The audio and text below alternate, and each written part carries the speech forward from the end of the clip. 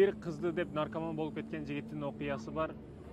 Бизге өтө элдер көп кат жазат, мындай кылдым, андай кылдым, не болот, бир ишти кылып койдум, мындай болду, эмне кандай кылам деген маселелер да өтө көп. Молдо качан керек, качан проблема башына келип, док келип тийгенде анан кийин издешет да. Жок, ошо бир маселени баштаардан мурда кеңешиш керек имамдар менен, молдокелер менен. Себеби алар эң акыркы сорттогу адам эмес, эң биринчи адамдар да. Эң кеңешке муктажсың сен аларга. Наркоман жигит кантип наркоман болдум дейт, бир кыздын артынан өтө көп жүрдүм дейт. Ошо сүйөмүн дедим, чындыгында жүрөк башкача дөккүлдөп согот агал дегенде түнү уйкумда дагы ошол. Айды карасам айдын ичинен дагы ошол чыгып келет, деңизге карасам деңиздин ичинен дагы ошол көрүнөт. Айтор күндү карасам күн, түндү карасам түндөн бардыгына тынч койбой койду ошол кыз дейт да. Ар дайым оюмда ошол. Не кылам, кандай кылам? Ал жигит кыз үчүн бардык нерсени кылып жаттым, өзүм апама бербеген 2000 сомдук, 3000 сомдук гүлдөрдү берип жаттым, 101 роза дейби, телефонун, айфонун бердим, убактымды бардыгын бердим, өмүрүмдү бардыгын бердим. 3 жылдай сүйлөшүп жүрдүк баягы кыз менен. Бирок ал ошондой 3 жылдын аралыгында не болуп жүрдү? Биз 2 жыл дегенде мен ата-энемди жиберем десем, жок, токтоп туруңуз, шашпай туруңуз, ата-энем көнбөйт, башка кылат, окуумду бүтүшүм керек деп ар кандай нерселерди айтып жатты. Көрсө мен убактылуу экенмин. Мен ойлойт элем балдар кыздарды гана пайдаланат деп. Көрсө кыздар да балдарды пайдаланат экен, мен жөн гана пайдаланган бир ток окшоп калдым дейт да. Мени жумуртканы туудуруп алды. Анан иши бүткөндөн кийин бардыгын мен болду. Башка турмушка чыгып кетип атам.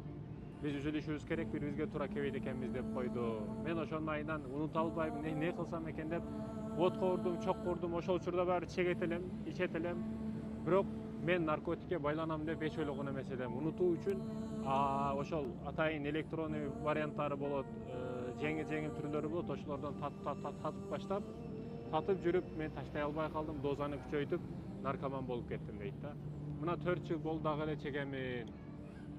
Кантип ташташтын айласы барбы, чарасы барбы? Урматтуу мекендешим. Ооба, бизде убакыт өтө зымындап учуп, кээ бирөөлөр кызга, кээ бирөөлөр акчага, кээ бирөөлөр аракка, кээ бирөөлөр сигаретке байланылган учурда. Кантип ташташ деген маселеде кантип баштагансыз? Ошол маселеге көңүл буруш керек. Баягы жараны, мисалы үчүн бир тамчы бирдеке болуп түшүп атат, тамчынын түшүп аткан жерин жамаш керек да.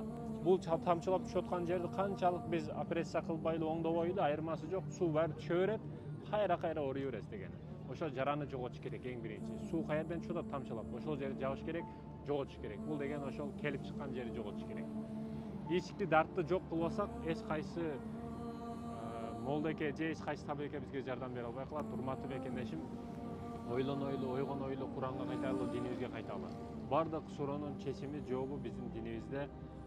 Аллага аманатсыздар, сүйүүгө алданбаңыздар, ошон үчүн кыздарга алданбаш керек. Керек учурда сүйлөшүш керек, болду, токтотуш керек. Керек учурда сүйлөш дегени 1-2 жолу жолук, анан үйлөн. Болду.